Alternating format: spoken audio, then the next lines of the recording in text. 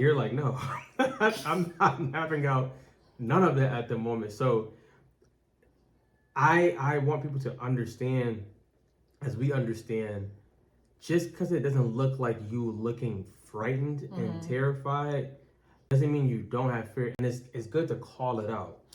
Okay, so we're gonna have to touch on that because you bringing something out. So let me tell them where we were, what we were doing. Okay, so we went to the gun range, right? It's not foreign to us in a sense, but we were going there, you know, in a new space and going for shooting practice, right?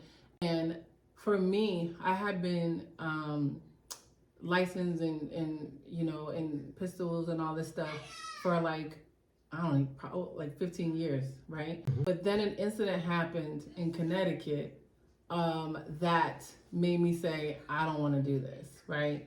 Nothing crazy, y'all, but it was bad enough where I was like, I don't want to carry. I don't want to even look at a weapon any longer, right?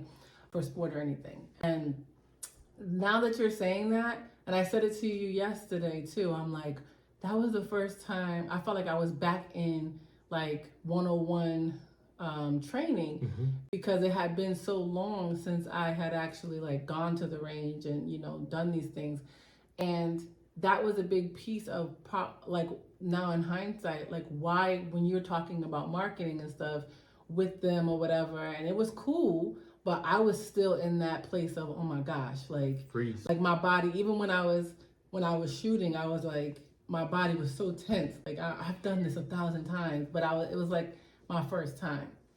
And I think that also can be a form of fear because I was overcoming, honestly, again, like I said, facing that giant, facing the giant of me saying why I didn't want to go to the range anymore because of an incident.